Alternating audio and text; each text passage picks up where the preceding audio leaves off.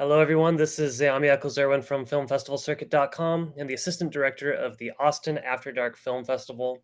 Right now, we are gearing up for our Summer 2023 session, which is going to screen on August 6th at the Austin Film Society Cinema. And today I'm talking with one of our participating filmmakers. Joseph Santa Cruz is the writer, director, and cinematographer of Night Visit, rather. Joseph, thank you so much for meeting with me today. Yeah, absolutely. Thanks for having me. So Night Visit is a micro short, I believe. Yeah, under 5 minutes. It's a micro short, but it's got great pacing. It's genuinely scary. It's shot beautifully. What inspired you to make this film? Yeah, absolutely. Thank you for all that. So last year I made this like massive 25-minute comedy, and it was incredibly difficult to make, especially on a low budget. Totally. And so fast forward, almost a year later, it's towards the end of the year, and I wanted to just do something that was simple, small, short. One location, one or two locations, one character, no dialogue, something just like simple but effective. And horror genre, I'm a fan of horror films, and uh, I thought that'd probably be the best way to get some emotion out of people, regardless if it was a jump scare or something. So, yeah, that's the direction I decided to go in, and that's the inspiration to make it. Okay, totally. Well, tell me, I'm kind of curious when it comes to writing something that is no dialogue and that is a single character and definitely relying on, cinematic stuff to create that story. What is it like conceiving that and writing that out? Yeah, it's honestly, I really enjoy it because a lot of people tend to lean on dialogue or Hmm. lean on other aspects of filmmaking that are more fun, to be honest. Like, I love dialogue as well, but it's a little bit of a challenge to make something with no dialogue, and still be effective and still be able to get like a message and a story across. So I welcomed the challenge, and to be honest, I liked it. For sound, it's super easy because Right. yeah, you can get away with a lot.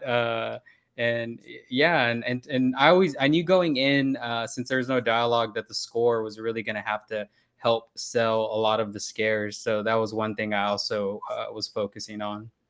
Awesome. Well, yeah, I think the sound design is great.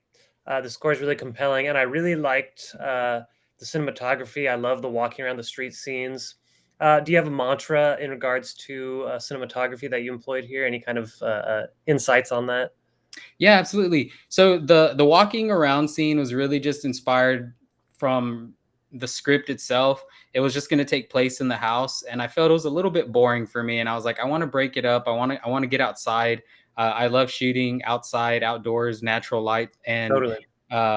yeah. So I felt like it was a good like you going back to the pacing. It was a nice little breakup to pace the film, starting it off at night, showing this character being stalked by a creature. I don't want to give too much away, but yeah, and it was a good like jumping off point to start the film and just jump into this little scary adventure. Awesome. And okay, yeah, without giving too much away, I can say that we see an entity, we see a creature at one point, and Mhm. I'm curious, how'd you go about designing that? How'd you get that? Is it a prosthetic thing? It's So it's a mixture of practical effects and visual effects. And okay, the funny thing about that, there wasn't going to be a creature. Uh, okay, Initially, and I finished the film, and after I'm done editing, I like to sit on them for about a week before I take a look at them again. And totally, when I revisited it and rewatched it, I was like, something's missing. I need this horror trope that's in most films. And yeah, so decided I wanted to do this entity, this creature, and I was looking for inspiration online, and I found a couple of like monsters that I really, liked, and I was like, okay, let's go in this direction. So it was a mix of practical. The teeth were real. I had ordered them off Amazon. And nice, then I found a great VFX artist. I just happened to run into her somewhere, and we got to talking. And yeah, she was really awesome, and I involved her with the project, and she did the rest, the crafting the facial features, the okay, eyes, kind of some of the colors. So awesome, very cool. I love that mix. It has a great look. I'm kind of curious, what is that onset process? What did that look like? What was the dynamic like? And what was it like working with, a single actor in a non-dialogue scenario? Yeah. So I think I want to give a shout out to the actress Lindsay. She's amazing. I think she carried the film and she had to, Right. Um, but it was great. I really enjoyed it. We had a tiny crew. I was a director, I was a DP. I had my producer who was just doing any and everything, and then I had a friend who was kind of doing sound and also grip gaffer. Hmm. So we were all just taking on multiple roles, and then of course in between I was working with the actress and just kind of getting multiple takes, multiple expressions, and just trying anything. I'm very open to trying different things and getting different looks at and approaches to this emotion that I needed to pull from her. Totally. So yeah, it was cool. I enjoyed it. Very cool. Well, what did you learn from this process then? It sounds like we're trying to adapt from your 25-minute comedy that you just felt it was a little bit difficult. You stripped it down. What did you take away from this? Yeah, I think I took away that there needs to be a good balance between working on a bigger film with a slightly larger crew, and then also being able to shift into this really independent, small paced project. And I think for my next project, I want to do a blending of the two and maybe Hmm. have a couple of days where we have a heavy crew, and then a couple of days where it's just like me, the actor, and a little run and gun Okay. type of stuff. Very cool. That's interesting. Yeah, because you can have a bigger scale concept, a bigger scale project, but you don't have every shoot doesn't need necessarily all the same parts. Well then, what is next from you? Do you have any other shorts in the works? Any bigger, featurettes or 30 minutes, anything like that? Yeah, so I guess I'm a bit of a masochist because I just wrote another like 20, 25 Nice. page script. My last two films, Night Visit and the one before that, they were heavily genre based. Hmm. This one's more of a like drama Okay. comedy, and it deals with a guy who's just learning to deal with the grief of losing somebody extremely close to him that he's no longer close with. And with that there comes a little bit of guilt because he wasn't involved in their life and maybe the way Hmm. that he treated them in the past. And he kind of goes on this little adventure through the city, meeting different people and kind of talking about things that help him deal with this emotion.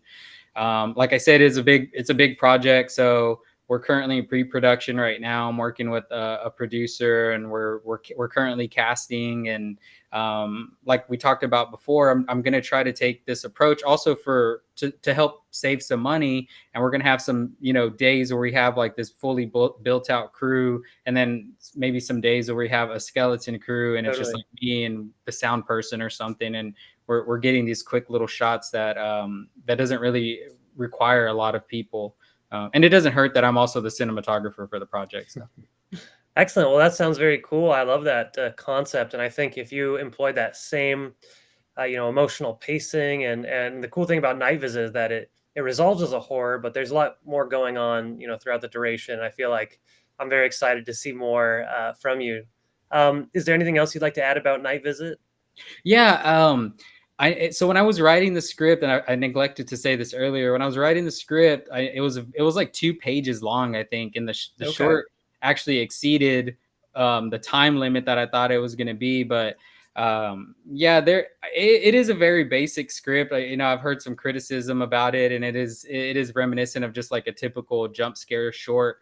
But the with the creature, and like I said, I don't want to give too much away, but the representation of the creature, definitely there's a little bit more there if people want to dig into it and kind of dig a little deeper and see if they can pull some meaning beneath the Totally. surface. So yeah, there's definitely something there. Well, awesome. Thank you so much for talking with me, Joseph. I think people are going to love this one. And at the Austin After Dark Film Festival on August 6th, and you'll get a chance to maybe see people's interpretations and what they think it all represents, which is one of the fun things about the film festival. Yeah, absolutely. I look forward to it. I'm definitely planning on attending. So Awesome. Well, thank you so much. And I'm looking forward to your next project.